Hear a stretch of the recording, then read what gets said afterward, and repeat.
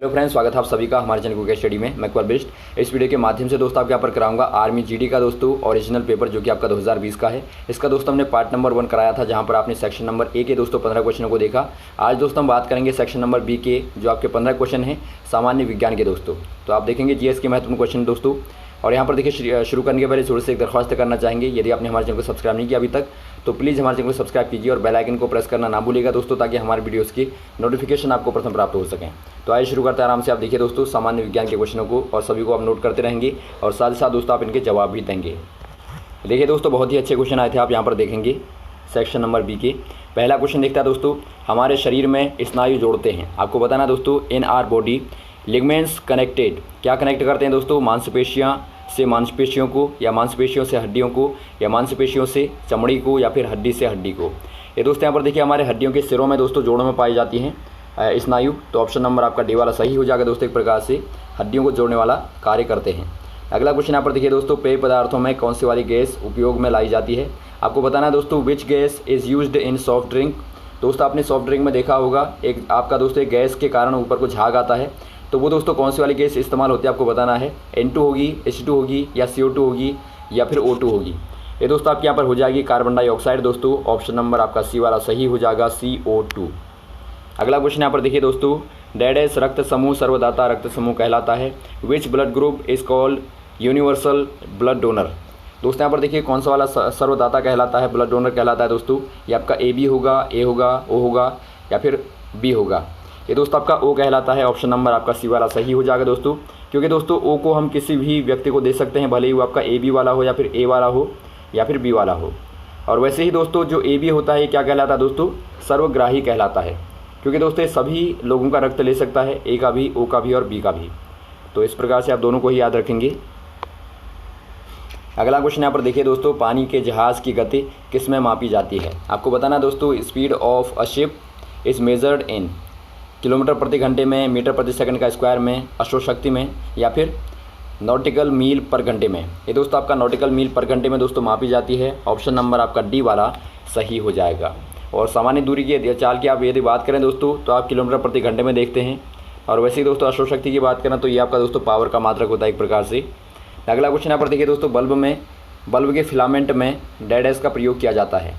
आपको बताना दोस्तों, डैडेस is used to make filament of electric bulb. दोस्तों आपने देखा होगा बल्ब के अंदर एक फिलामेंट होता है दोस्तों, अंदर यहाँ पर आप देखते हैं जहाँ पर प्रदीप्त होता है। तो ये दोस्तों काहे का बना होता है आपको बताना है, आयरन का, सिल्वर का, या टाइटेनियम का, या टंगस्टन का। ये दोस्तों खासतौर पर टंगस्टन का बना होता है दोस्तों। ऑप्शन नंबर डी वाला आपका सही हो जाएगा, टंगस्टन। अगला क्वेश्चन यहाँ पर देखिए दोस्तों, पौधे श्वसन क्रिया में कार्बन डाइऑक्साइड को लेते हैं और कौन सी वाली गैस छोड़ते हैं दोस्तों? आपको बताना है, plants breathe in carbon dioxide and breathe out. क्या आउट करेंगे दोस्तों? नाइट्रोजन करेंगे, हाइड्रोजन करेंगे, या ऑक्सीजन को करेंगे, या कार्बन को करेंगे। ये दोस्तों ऑक्सीजन को करते हैं। ऑप्शन नंबर आपका सी वाला सही हो जाएगा।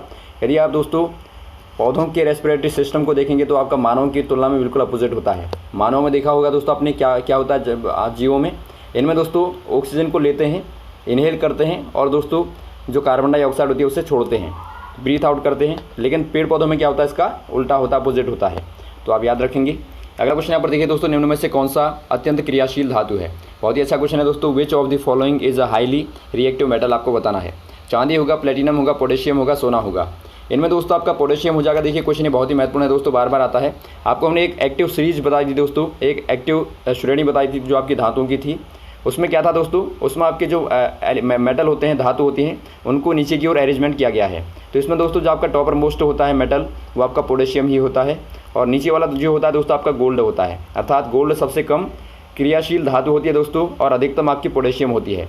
और नीचे को आप जाएंगे तो आपको क्रम पता लगता रहेगा। तो यहाँ पर आपका हो जाएगा ऑप्शन नंबर सी वाला। अगला क्वेश्चन यहाँ पर देखिए दोस्तों, पृथ्वी को अपने अक्ष पर एक पूर्ण चक्कर लगाने में कितने दिन लगेंगे? अर्थात दोस्तों आपको बताना है, earth takes days to rotate in their own axis. ये आपका 365 दिन, या 7 दिन, या 1 दिन, या फिर 12 दिन। ये दोस्तों आपका 1 दिन लगता है। यहाँ पर देखिए दोस्तों, आपको पता होगा पृथ्वी 2 प्रकार की गतियाँ करती है दोस्तों। एक होती है घूर्णन गति, एक होती है दोस्तों आपकी घूर्णन वाली गति जो कि अपने अक्ष पर करती है, और दूसरी वाली दोस्तों आपकी चारों ओर होती है जो कि आपकी क्या होती है, रोटेशनल होती है दोस्तों। तो चारों ओर घूमने वाली गति में दोस्तों आपका 1 वर्ष लगता है, अर्थात 365 दिन दोस्तों अमूमन लगते हैं। और जबकि अपने अक्ष पर जो घूमती है दोस्तों रात दिन होते हैं, जिसके कारण में उसमें 24 घंटे लगते हैं, अर्थात एक दिन आपका लगता है। अगला क्वेश्चन यहाँ पर देखिए दोस्तों, प्रकाश वर्ष निम्न में से किसका मात्रक होता है? आपको बताना है दोस्तों, light year is measurement of, क्या मेजर करता है दोस्तों लाइट ईयर? प्रकाश की तीव्रता को, ऊष्मा को, या समय को, या फिर दूरी को? ये दोस्तों दूरी को मापता है। ऑप्शन नंबर आपका डी वाला सही हो जाएगा। प्रकाश वर्ष दोस्तों एक बहुत ही बड़ा मात्रक होता है दूरी का, जो कि आपका खासतौर पर खगोलीय दूरी को मापता है। खगोलीय दूरी मतलब दोस्तों आपकी मान लीजिए आपका तारों के बीच की दूरी है, या फिर चंद्रमा से लेकर सूर्य तक की दूरी है, या फिर चंद्रमा से लेकर पृथ्वी तक की दूरी है। तो ये बड़ी दूरियां मापने के लिए दोस्तों प्रकाश वर्ष और एक पारसेक भी होता है दोस्तों। पारसेक इससे भी बड़ा होता है। कभी क्वेश्चन आता है कि बताइए पारसेक क्या है, तो पारसेक दोस्तों दूरी का सबसे बड़ा मात्रक होता है। तो इन दोनों को ही आप याद रखेंगे। अगला क्वेश्चन यहाँ पर देखिए दोस्तों, पृथ्वी के चुंबकत्व का दक्षिणी ध्रुव कहाँ पर पड़ता है? आपको बताना दोस्तों, south pole of earth magnet is located at. ये आपका दोस्तों ऑस्ट्रेलिया में, अमेरिका में, या दक्षिण अफ्रीका में, या अंटार्कटिका में? ये दोस्तों आपका अंटार्कटिका में पड़ता है। आपको पता होना चाहिए दोस्तों, यहाँ पर देखिए जब आप अर्थ के मैग्नेट की बात करें दोस्तों, तो इनके टॉपर मोस्ट में और टॉपर बॉटम में दोस्तों जो आपके होते हैं वो आपके एक प्रकार से क्या होते हैं, साउथ और नॉर्थ होते हैं दोस्तों। इनमें यहाँ पर देखिए जो आपका चुंबकत्व होता है दोस्तों, वो आपका वर्टिकली होता है दोस्तों, अपवर्ड होता है, अर्थात एकदम ऊपर की ओर होता है। तो ये दोस्तों आप यहाँ पर देखिए जो आपका दक्षिणी वाला पड़ता है दोस्तों आपका अंटार्कटिका में हो गया। और वैसे ही दोस्तों आपका नॉर्थ वाला पूछा जाएगा आपको यदि, तो नॉर्थ वाला दोस्तों लगभग कनाडा में पड़ता है। तो आप याद रखें कनाडा में दोस्तों लगभग ये आपका नॉर्थ वाला पोल पड़ता है। अगला क्वेश्चन यहाँ पर देखिए दोस्तों, जब एक वस्तु को पृथ्वी से चंद्रमा में ले जाया जाता है तो इसका भार, आपको बताना दोस्तों, when a body takes from earth to moon is weight will.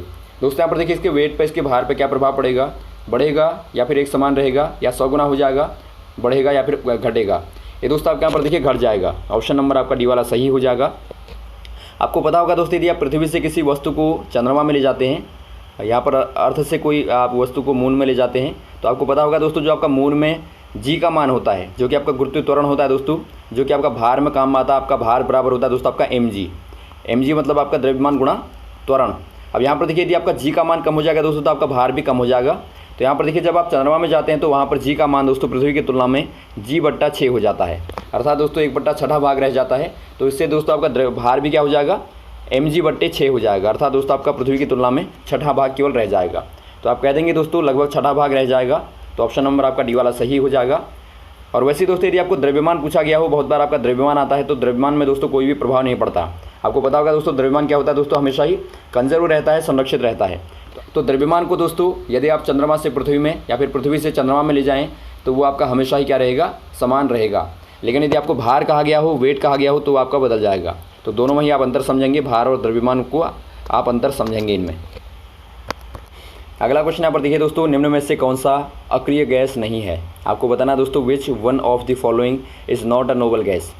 Noble gas का मतलब पहले आप समझिए दोस्तों, जो आपकी अक्रिय गैसें होती हैं, ऐसी गैसें दोस्तों जो किसी से भी क्रिया नहीं करती हैं, किसी के साथ भी रिएक्शन नहीं करती हैं, वो आपकी अक्रिय गैसें कहलाती हैं। ये ऐसा क्यों करते हैं दोस्तों? क्योंकि इनकी सारी क्लासें फुलफिल रहती हैं। इनमें दोस्तों कोई भी आपका फ्री इलेक्ट्रॉन नहीं होता जो कि आपका दोस्तों रिएक्शन करे।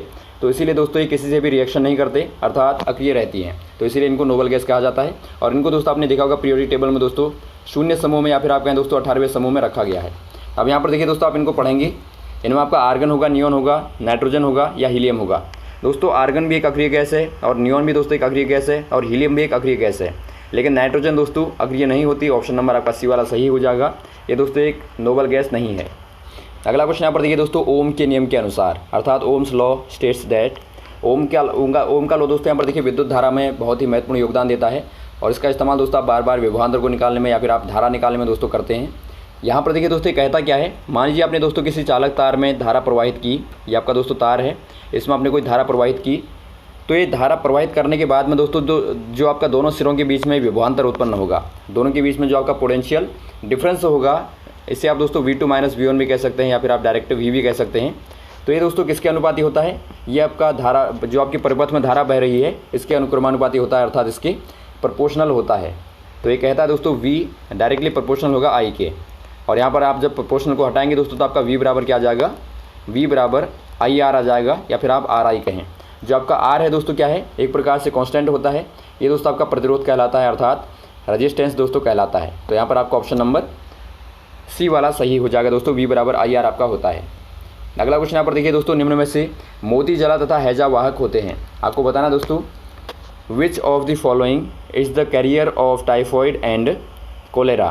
दोस्तों यहाँ पर देखिए जो आपका टाइफाइड और कोलेरा होता है दोस्तों, अर्थात हैजा और यहाँ पर जो मोती जला होता है दोस्तों, इसको फैलाने वाले कौन से वाले कारक होते हैं इनमें से आपको बताना है। चींटी होगा या मक्खी होगा या मच्छर होगा या फिर चूहा होगा।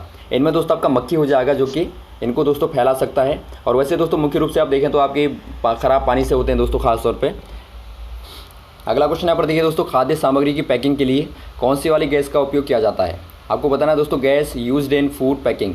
आपने देखा होगा दोस्तों जो भी आपके खाद्य पदार्थ होते हैं, जैसा कि आपका दोस्तों आप नूडल्स को ले लें या फिर आप कोई भी दोस्तों फास्ट फूड को ले लें, तो उनमें दोस्तों गैस भरी रहती है। आपने देखा होगा पैकेटों में दोस्तों गैस भरी रहती है जो कि दोस्तों उनकी सुरक्षा करती है, अर्थात उनको एक प्रकार से आप कह सकते हैं उनको दोस्तों अपचेत होने से बचाती है। क्योंकि अपचेत हो जाएंगे तो क्या हो जाएगा, उनसे दोस्तों आपकी गंदा आने लगेगी और सड़ जाएंगे वो। तो इसमें कौन सी वाली गैस इस्तेमाल होती है, भरी जाती है अमूमन, आपको बताना है। ये कार्बन डाइऑक्साइड होगी या नाइट्रोजन होगी या ऑक्सीजन होगी या फिर हाइड्रोजन होगी। ये दोस्तों आपके यहाँ पर होती है नाइट्रोजन। ऑप्शन नंबर आपका बी वाला सही हो जाएगा दोस्तों, N2 का इस्तेमाल किया जाता है। तो ये रहे दोस्तों आपके महत्वपूर्ण क्वेश्चन जो आपने यहाँ पर देखे। उम्मीद आपको अच्छे लगे होंगे दोस्तों। आपका दूसरा वाला सेक्शन भी आपका कंप्लीट हो गया। तो इस प्रकार के क्वेश्चन दोस्तों आपके पूछे जाते हैं, इनको आप तैयार करेंगे और साथ ही साथ दोस्तों आपको लगातार जो भी क्वेश्चन बचे उनको आपको कराते रहेंगे। और आपके पास भी दोस्तों कोई क्वेश्चन है तो आप ज़रूर शेयर कीजिएगा और वीडियो को दोस्तों आप लाइक शेयर करना ना भूलें, ताकि दोस्तों अधिक से अधिक लोगों तक ये वीडियो पहुँचे। Okay, thanks. जय हिंद, जय भारत।